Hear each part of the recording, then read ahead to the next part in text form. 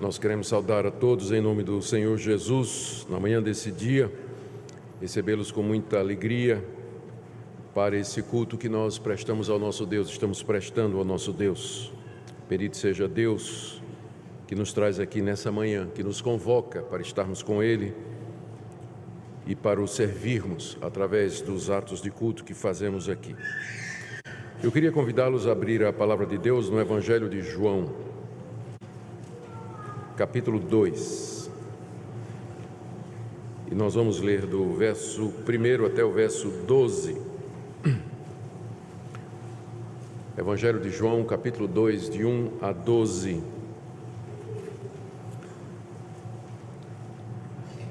Três dias depois, houve um casamento em Caná da Galileia, achando-se ali a mãe de Jesus. Jesus também foi convidado com seus discípulos para o casamento. E tendo acabado o vinho, a mãe de Jesus lhe disse: eles não têm mais vinho. Mas Jesus lhe disse: mulher, que tenho eu contigo? Ainda não é chegada a minha hora. Então ela falou aos serventes: fazei tudo o que ele vos disser. Estavam ali 6 talhas de pedra que os judeus usavam para as purificações, e cada uma levava 2 ou 3 metretas. Jesus lhes disse: enchei de água as talhas, e eles as encheram totalmente. Então lhes determinou: tirai agora e levai ao mestre-sala. Eles o fizeram. E tendo o mestre-sala provado a água transformada em vinho, não sabendo de onde viera, se bem que o sabiam os serventes que haviam tirado a água, chamou o noivo e lhe disse: todos costumam pôr primeiro o bom vinho, e quando já beberam fartamente, servem o inferior. Tu, porém, guardaste o bom vinho até agora. Com este deu Jesus princípio a seus sinais em Caná da Galileia. Manifestou a sua glória e os seus discípulos creram nele. Depois disso, desceu ele para Cafarnaum com sua mãe, seus irmãos e seus discípulos, e ficaram ali não muitos dias. Oremos pedindo que o nosso Deus nos oriente na compreensão da sua palavra. Senhor, estamos aqui reunidos em teu nome para te prestar o culto do qual tu és digno. E agora que estamos diante da tua revelação escrita, a tua palavra, nós queremos pedir que teu bendito Espírito, que a inspirou, nos ilumine a compreender o seu significado e também a aplicar o seu sentido à nossa vida. Eu quero orar, Senhor, por cada pessoa que aqui se encontra e que vai ouvir a exposição da tua palavra. Que ela seja alimentada por ti e por ti guiada, instruída, edificada, corrigida, conforme teu querer e tua vontade. Oramos também pelas outras igrejas, onde, nesse instante, em outras partes do Brasil e do mundo, o teu nome está sendo anunciado e tua palavra proclamada. Abençoa teu povo, Senhor, no dia de hoje.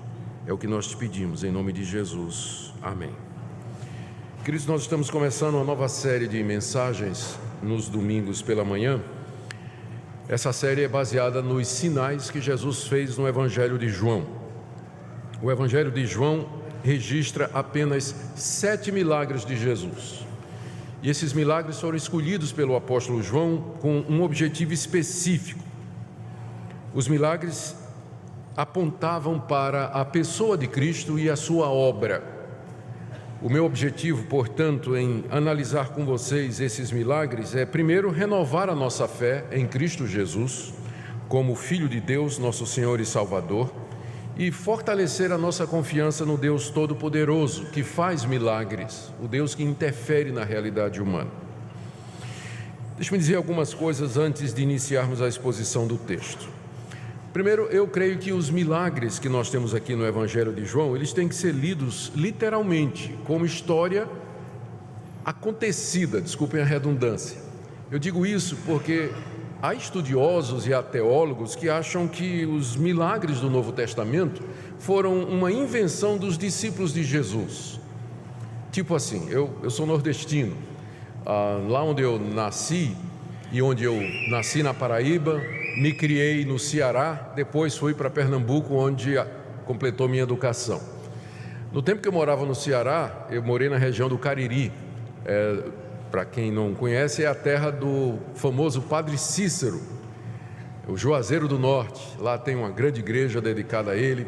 Padre Cícero era um um sacerdote católico que impressionou muitos nordestinos. E ele se envolveu com política e ele acabou sendo excomungado da Igreja Católica. Isso aí pela década de 20, 30, por aí. 30 anos depois, os seguidores do Padre Cícero já tinham lendas e histórias que contavam a respeito de milagres que ele tinha feito, de prodígios que ele tinha curado gente, tinha relatos de gente que tinha tocado na imagem dele e tinha ficado curada. Ele nunca tinha feito nada disso quando estava vivo, mas os seguidores inventaram essas histórias a respeito dele. Então muita gente diz que os evangelhos é a mesma coisa. Jesus nunca fez milagre nenhum. Ele era um judeu, um profeta, era um reformador do judaísmo na sua época, mas os seus discípulos, impressionados com ele, escreveram esses relatos que nós temos aqui, os milagres que Jesus supostamente teria feito, mas que na verdade ele nunca teria feito. Só tem uma diferença entre o Padre Cícero e Jesus Cristo, não é? É que nenhum dos seguidores de Padre Cícero estava disposto a morrer, jogado aos leões e ser crucificado ou decapitado, por afirmar que aqueles milagres de fato aconteceram e que eles eram testemunhas oculares disso. Mas os discípulos de Jesus estavam prontos para isso. Estavam prontos a morrer e não negar que aquilo que eles viram e ouviram é aquilo que eles registraram e escreveram.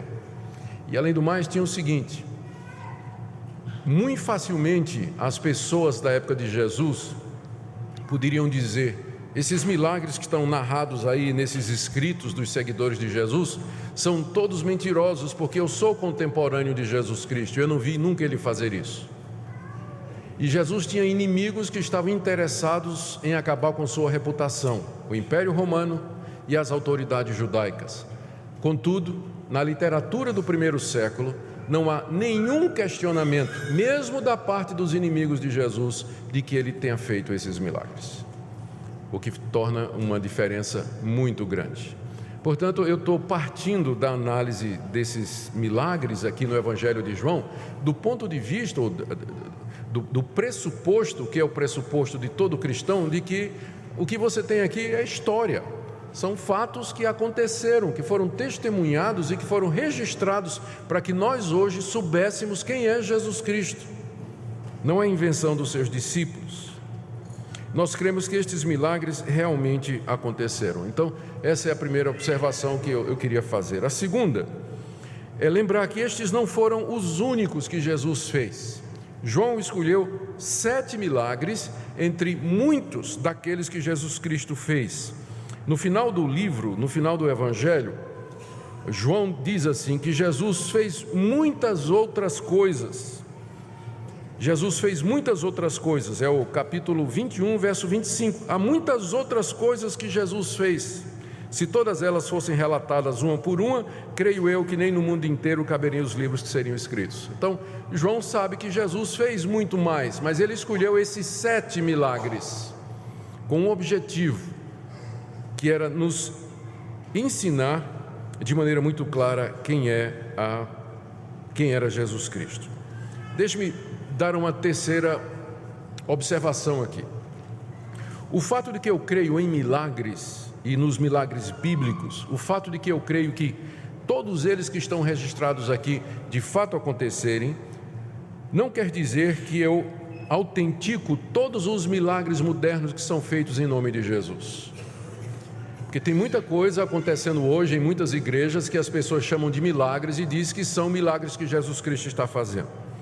A rigor, eu e você só temos a obrigação de acreditar nos milagres que estão na Bíblia. A rigor, eu e você só temos que acreditar nos milagres que estão na Bíblia. Se você não acreditar nesses milagres, nem cristão você pode ser, porque o maior de todos os milagres é a ressurreição de Jesus de entre os mortos. E se você não acredita nisso, você não pode ser cristão. Nem eu nem você somos obrigados a crer no relato das pessoas que nos dizem que Cristo fez um milagre na vida delas. Não quer dizer que Cristo não possa fazer, mas eu estou dizendo que crer ou não, não é essencial para a sua salvação ou para o seu relacionamento com Deus. Você não tem a obrigação de crer nos relatos e testemunhos de milagres que as pessoas dizem que viram experimentar o que aconteceram com eles. Mas esses milagres bíblicos você tem que acreditar. Existe uma diferença entre eles. Você tem que recebê-los como sendo verdadeiros e a base da sua fé. E a base da sua fé. Muito bem, dito isso, então, vamos para esse primeiro milagre, não é, que nós temos aqui. O capítulo 2 de João registra o primeiro milagre que Jesus fez e que aconteceu nessa cidade de Caná da Galileia durante um casamento. João, o evangelista que escreveu esse evangelho, era um dos apóstolos de Jesus Cristo. Ele chama esses milagres de sinais. Sinais. Por quê? Porque o sinal aponta para uma realidade além dele. Você está dirigindo em Goiânia, de repente tem uma placa dizendo hospital a 50 metros. Você não viu o hospital ainda, mas tem um sinal dizendo que tem um hospital ali. Então, você não para em frente ao sinal. Você não para em frente ao sinal dizendo hospital e você diz: eu vim aqui para fazer uma consulta. Porque o sinal não é um fim em si mesmo, ele está apontando para uma outra realidade. É nesse sentido que os milagres que Cristo fez, eles são chamados de sinais. Não porque eles são um fim em si mesmo, eles não estão chamando a atenção para si, mas porque eles estão apontando para a pessoa de Jesus. Era esse o propósito dos milagres que Jesus fez. Eram sinais de quem Ele era, indicadores de quem Jesus era. Veja, portanto, o engano ou o erro de nós nos concentrarmos nos milagres em si e esquecer a razão pela qual eles foram feitos. Eles apontavam para uma outra realidade, eles apontavam para a pessoa de Cristo, a sua pessoa e a sua obra. É por isso que eles são chamados de sinais. Hoje nós vamos ver aquilo que João diz que é o primeiro sinal. No verso 11, não é? Ele diz assim: com este deu Jesus princípio a seus sinais em Caná da Galileia, manifestou sua glória e os seus discípulos creram nele. Há um detalhe aqui que eu acho que merece a pena ser mencionado. João está dizendo que esse foi o primeiro milagre que Jesus fez e chama de sinal, não é? Sinal. E aqui você tem uma base para rejeitar aqueles evangelhos que são chamados de apócrifos ou evangelhos da narrativa da infância de Jesus, que dizem que Jesus, quando era menino, ele fez muitos milagres. Você já deve ter ouvido falar. O evangelho, infelizmente, tem até um tal de evangelho de Nicodemos, não é? Que é baseado, que conta as histórias de Jesus quando era pequeno. Evangelho da infância de Jesus, tem evangelho da natividade, evangelho de José. E esses evangelhos, eles são cheios de histórias de Jesus quando era pequeno. Tem um que diz que Jesus, um menino uma vez bateu em Jesus andando e Jesus se virou, amaldiçoou o menino caiu morto na hora. E Jesus também amaldiçoou um professor porque exigiu que ele fizesse o dever de casa direito. Diz Jesus, quando andava, onde ele pisava, nascia flores. Uma vez Jesus tocou num passarinho que estava morto e o passarinho reviveu. Então são muitas lendas relacionadas com a infância de Jesus. Mas João nos diz que o primeiro milagre que Jesus fez foi esse aqui, quando ele transformou água em vinho num casamento numa cidade chamada Caná da Galileia. Quando Jesus era menino, era criança, não é? Provavelmente era tão barulhenta como as nossas, não é? Que nós temos. E era uma criança absolutamente normal. Você poderia olhar para o menino Jesus e você não veria diferença entre ele e os outros meninos, não é? Você não veria diferença entre eles. Jesus cresceu como uma criança normal, como um adolescente normal, não tinha nada extraordinário a não ser o seu caráter manso, puro e sem pecado, mas ele não fez sinais e prodígios a não ser depois que ele foi apresentado a Israel como o Messias, o Filho de Deus. E o primeiro foi esse aqui que nós temos. Esse foi o primeiro milagre. Por isso nós rejeitamos estes evangelhos apócrifos, evangelho de Tomé, evangelho de fulano de tal. Geralmente eles usam o nome de alguma personagem da Bíblia, né, para dar autoridade ao evangelho, mas são apócrifos, eles nunca foram reconhecidos pela igreja. E às vezes o crente fica impressionado, sai assim na mídia: descoberto o evangelho de Judas, revolução, o cristianismo agora vai mudar. De vez em quando tem uma mensagem sensacionalista. Isso é conversa, tem nada disso. Esses apócrifos escritos no final do século I, início do século II, são lendários, cheios de mitos e não tem absolutamente nada a ver com a história real. Mas o primeiro foi esse que nós temos aqui. Muito bem, o que é que ocasionou esse milagre? Aqui nós vemos nos eventos a providência de Deus para glorificar o seu Filho. Note que Jesus, ele não fazia milagres à toa, mas ele fazia quando tinha um propósito e uma necessidade. Eu fico de vez em quando assistindo esses filmes que tem na TV de super-herói, né? E os super-heróis gostam de ficar exercitando o seu poder por nada, né? Por nada. Que mover objetos, estão cansados, não quer se levantar da cadeira, faz assim, aí vem o suco de laranja, né? Vive uma vida miraculosa, se move no sobrenatural, vamos dizer assim, né? Mas Jesus não. Jesus vivia uma vida absolutamente normal. Ele só usava o seu poder quando necessário ou quando ele tinha um propósito salvador para ensinar alguma coisa. Aqui o texto nos diz que ele foi convidado com os discípulos para uma festa de casamento, onde já estava a sua mãe, versos 1 e 2. 3 dias depois houve um casamento em Caná da Galileia, achando-se ali a mãe de Jesus. Jesus também foi convidado com seus discípulos para o casamento. Essa cidade, Caná da Galileia, era uma vila na região da Galileia, ficava cerca entre 10 a 12 quilômetros ao norte de Nazaré. Era uma festa talvez de parentes ou amigos da família de Jesus, e ele foi convidado junto com os seus discípulos. A essa altura, Jesus já havia começado o seu ministério, mas não tinha feito nenhum milagre ainda. E durante a festa, nós lemos aqui que faltou vinho, está no verso 3, tendo acabado o vinho. Essas festas, elas duravam cerca de uma semana, e era obrigação da família que estava hospedando e recebendo ou oferecendo o casamento, durante uma semana, alimentar os convidados. Então, vinha gente de longe, de tudo quanto era lugar. Então, pai de família, se você acha que gasta muito com a festa de casamento da sua filha, dê graças que você não morava naquela época, não é? Você tinha que, durante uma semana, sustentar os convidados, não é?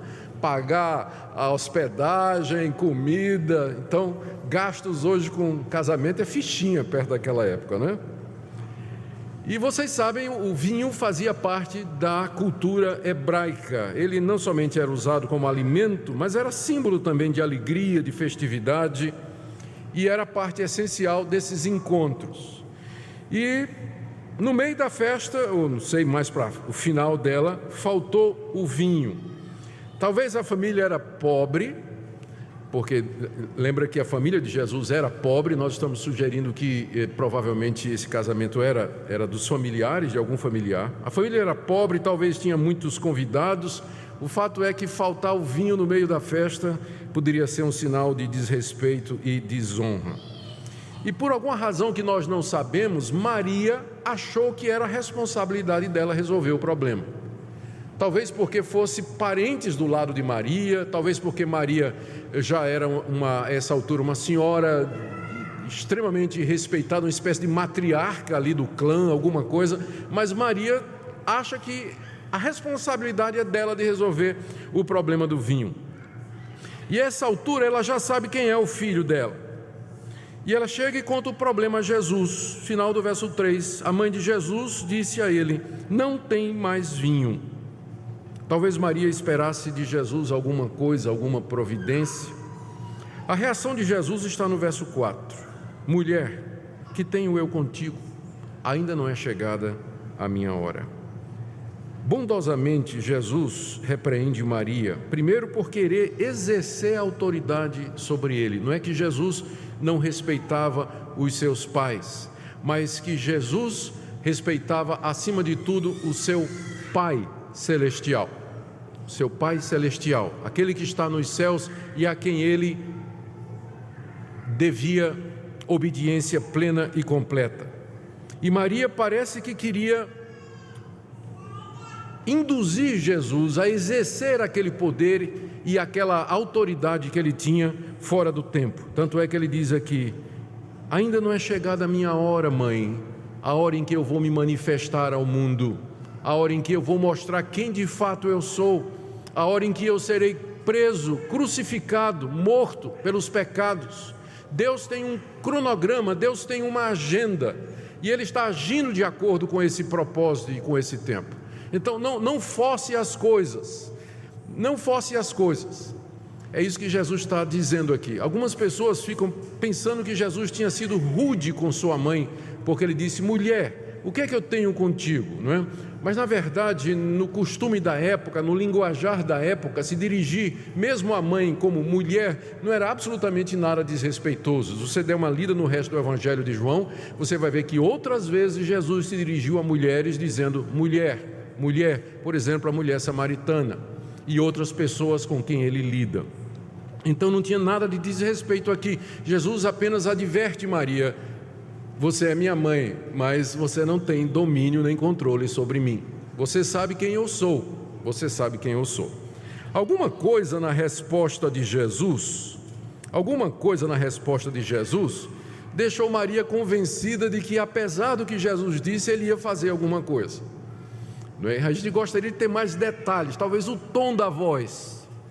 Mas na resposta de Jesus, Maria entendeu que ele ia fazer alguma coisa. Tanto é que no verso 5 ela chama os serventes, os garçons, não é? Que provavelmente não era gente contratada, mas eram familiares que estavam dispostos a ajudar. Chama os serventes e diz: fazei tudo o que ele vos disser. Tudo o que ele disser, vocês vão fazer. Maria, então, por algum motivo, estava convencida de que o seu filho haveria de tomar alguma providência. Então, eu quero dizer que, nesse sentido, eu sou um seguidor de Maria. Eu sou um seguidor de Maria. E eu vou seguir o conselho dela, eu vou fazer tudo o que o filho dela disser. Certo? Então, nesse ponto, somos todos marianos. Nós seguimos o conselho de Maria. Vamos fazer tudo o que o filho dela disser. Certo? Então, eu tenho muito respeito, devemos ter grande respeito por essa mulher, pela palavra sábia que ela deu. Tem que fazer o que Jesus mandar, tem que fazer o que ele mandar. Então, é isso em que consiste o cristianismo, em obedecer essa ordem. E em seguida Jesus faz alguma coisa extraordinária, inesperada. Está aí do verso 6 ao verso 10, que é o sinal em si. O sinal, o milagre que Jesus fez foi transformar água em vinho. Foi esse o sinal. Foi esse o sinal. E o que é que há de extraordinário nisso? O que há de extraordinário nisso é que nós não conseguimos, o ser humano, ele não consegue manipular os elementos, determinados elementos, quimicamente, de forma que um se vire no outro. Um se transforma no outro. Durante muito tempo os homens sempre quiseram produzir material. E é claro, a primeira tentativa, e sempre a mais popular, é fazer ouro, né? Vamos ver se a gente consegue transformar barro em ouro, ou pedra em ouro, ou alguma coisa em ouro. Então sempre, desde a antiga alquimia da Idade Média até os modernos processos hoje da química, existe essa tentativa de transformar os elementos da natureza em outra coisa. E Jesus fez isso. É nisso que está um milagre. Ele manipula os elementos naturais e transforma uma substância em outra, coisa que ninguém tinha a menor ideia de como isso seria possível. E a maneira como Jesus faz o milagre é que é impressionante. Não tem aqui nenhum sensacionalismo, não tem nenhuma ostentação do tipo assim: Jesus diz, para a festa, todo mundo olha para mim, ok, olhando para mim, traz a água, ele diz, ó, água, tá vendo, ó, água, tá bom? Agora, vamos tirar de novo, vinho, tá vendo? Não tem ostentação nenhuma. Ele nem toca, nota que ele nem toca no jarro, ele nem toca na água.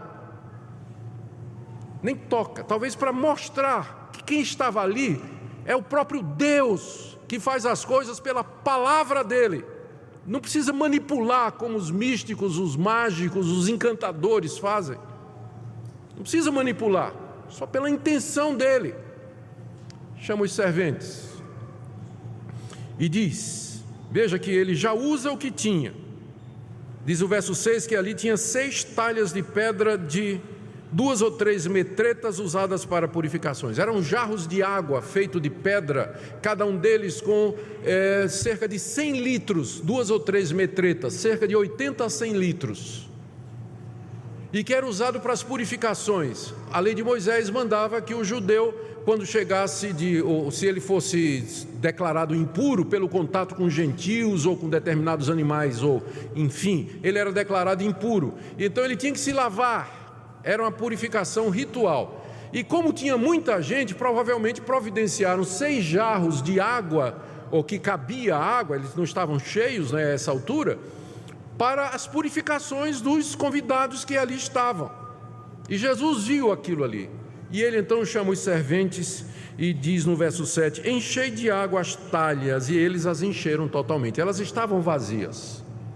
Então Jesus diz, vai pegar água no poço, provavelmente, água do poço da casa, e então vocês vão encher esses jarros. E os serventes foram lá, né?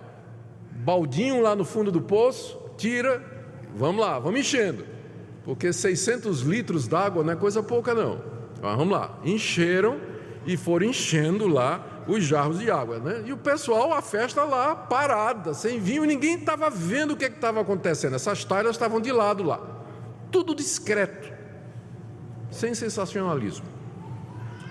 Então Jesus disse no verso 8, tirai agora e levai ao mestre-sala. E eles o fizeram. A gente não sabe que hora aconteceu o milagre, a gente não sabe se a água, na hora que caiu dentro do vaso, virou vinho, e então tinha 600 litros de vinho, ou se a água foi transformada em vinho na hora que os homens levaram. Então levaram só um balde para o mestre-sala, né? Só o que tiraram, levaram. Então a gente não sabe exatamente a proporção, porque não é esse o ponto do texto. O ponto do texto é o milagre que Jesus fez. E aí os homens tiraram a água, e diz aqui o texto, né? No verso 9, e levaram para o mestre-sala. O mestre-sala é um mestre de cerimônias, provavelmente um convidado que tinha sido encarregado de guiar a festa, de liderar as partes da festividade lá, para que tudo corresse bem. Aí diz, veja só o verso 9, tendo o mestre-sala provado a água transformada em vinho, a essa altura ela já tinha virado vinho, não sabendo de onde viera, se bem que o sabiam os serventes que haviam tirado a água, ele chamou o noivo. Por que que Jesus mandou levar o mestre-sala? Porque esse convidado, que era o mestre de cerimônias, era alguém entendido de festa, alguém que saberia dizer, alguém que poderia dizer, isso é vinho mesmo. Levou para o especialista dizer, ué gente, isso é vinho mesmo, e não só vinho mesmo, é vinho da melhor qualidade. Por isso que Jesus mandou levar o mestre-sala primeiro, ele queria uma opinião técnica, alguém que conhecesse, ele queria que ficasse comprovado. É quando você, por exemplo, é curado, e você vai a um médico para tirar raio-x e fazer exame para dizer, está aqui a prova, eu estou curado mesmo. Então Jesus queria que fosse alguém que entendesse o que era vinho. E ele então prova, e em seguida ele chama o noivo. Havia então outras testemunhas, os serventes, o noivo, de que aquilo de fato tinha acontecido. E a explicação que o mestre-sala achou, você vê como é interessante, não é? O mestre-sala tinha que achar uma explicação. Primeiro não tinha vinho, e de repente agora aparece 600 litros de vinho da melhor qualidade, né? Se é que tudo se transformou. Então ele teve a impressão que aquilo foi uma estratégia do noivo. Como o noivo era pobre, o que é que ele fez? Ele primeiro, ao contrário do que geralmente fazia, ele primeiro colocou o vinho inferior, não é? que aí o pessoal ia bebendo, ia ficando, ninguém queria mais, e aí o vinho caro ele deixou guardado para o fim da festa, né? Para ver se ele gastava menos. Essa foi a interpretação do mestre Sala. Você vê que as pessoas interpretam as coisas de acordo com suas convicções. Os serventes viram o que aconteceu. O mestre Sala tinha que achar uma explicação, como até hoje é assim. As pessoas veem as obras de Deus ou tomam conhecimento de alguma coisa extraordinária e elas procuram explicação natural para o evento. Como aquele mestre Sala fez, ele achou que era uma estratégia do noivo e disse: não, isso aqui é porque ele guardou o melhor vinho até agora. Diz o verso 11, então, que com este deu Jesus princípio a seus sinais em Caná da Galileia, manifestou a sua glória e os seus discípulos creram nele. Vamos nos encaminhar para então a conclusão com a pergunta: aquele milagre então era um sinal de quê? Esse milagre, em primeiro lugar, era um sinal de que Jesus não era uma pessoa comum. Ele não era uma pessoa comum, ele não era apenas um convidado entre outros. E também que ele era mais do que um mágico ou um encantador. Esse sinal apontava para o fato de que Jesus tinha poderes similares ao poder de Deus, de criar e transformar elementos. E com isso apontava para Jesus como o Messias, o Filho de Deus, aguardado pelos judeus, que ele era o Deus criador e que provê as necessidades do seu povo. O alvo do sinal, está dito aí no verso 11, o objetivo do sinal era manifestar a glória de Jesus. Até aqui essa glória estava encoberta, mas agora esse primeiro sinal manifesta a sua glória. No Antigo Testamento, os sinais e prodígios feitos por Deus são chamados de manifestações da sua glória. Vários dos salmos, por exemplo, diz que Deus mostrou a sua glória no Mar Vermelho, Deus mostrou a sua glória no Egito. Mostrar quem Ele é, o seu poder e a sua majestade, é a mesma expressão aqui. Com esse sinal, Jesus manifestou a sua glória. Quem Ele é Deus. Ele é Deus, só Deus pode fazer isso, com a palavra do seu poder. E o segundo objetivo do milagre, diz aí o verso, era levar os discípulos a crer nele. Os discípulos creram, os discípulos viram e eles creram que aquele que estava diante de si, aquele que eles já estavam seguindo, de fato era o Filho de Deus, o Messias que havia de vir ao mundo. Queridos, através dos séculos, esse sinal que Jesus fez tem sido lido e aproveitado pelos crentes de muitas maneiras. Tipo assim, o casamento é uma instituição religiosa, é uma instituição de Deus, porque Jesus estava num casamento. É uma lição que você pode tirar do texto. Ou então, Maria não manda em Jesus. Essa é outra lição que você pode tirar do texto. Terceiro, que Deus se preocupa com os pobres. Também, você pode tirar isso do texto. Ou então, eu já vi mensagem dizendo assim: esse texto nos ensina como orar.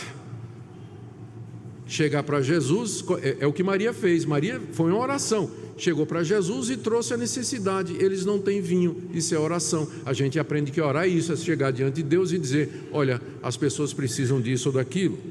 Ou então uma lição muito importante que é sempre tirada desse texto é que Deus muda as pessoas. Assim como Jesus mudou água em vinho, Ele pode mudar uma pessoa ruim numa pessoa boa. Eu já vi todo tipo de aplicação desse texto, mas o ponto desse texto não é nenhuma dessas coisas, embora você possa usar para isso. Mas o ponto desse texto é mostrar a glória de Cristo, que Ele é Deus, que Ele é o Criador, o Senhor de todas as coisas. E o alvo desse texto e dos demais sinais do Evangelho de João é nos convidar a crer em Jesus Cristo, crer nele como sendo o Filho de Deus. E a grande questão agora é: o que é que nós vamos fazer diante desse relato? Qual é a sua posição? Muita gente, como eu disse, não crê que essas coisas podiam ter acontecido. Mas se nós cremos, se você crê de todo o coração que um dia Jesus de Nazaré, numa festa, Ele transformou água em vinho pelo poder da sua palavra, A consequência é que você tem que admitir que Ele é Deus, Ele não é um enganador, um manipulador ou apenas um homem bom, mas é o próprio Deus entre nós. Isso significa que você deve segui-lo, que você deve crer nele de todo o seu coração. Significa que você deve orar a Ele e buscá-lo, e se entregar a Ele completamente. Significa que você deve confiar que Ele pode agir e responder às orações de maneira poderosa. Como é que está você nessa manhã com relação a isso? Você crê de todo o coração que Jesus é Deus, que Ele é o Filho de Deus? É para isso que esse Evangelho foi escrito, é para isso que essa Bíblia nos foi dada, para que você creia de todo o coração. E se você crê, não lhe resta outra posição a não ser se submeter a Jesus Cristo, entregar sua vida a Ele e dizer: eu quero viver a minha vida como um discípulo dEle, daquele que é o Filho de Deus, Deus homem, Deus Salvador, Emanuel entre nós. Que essa seja a sua atitude, que esse seja o desejo do seu coração na manhã desse dia.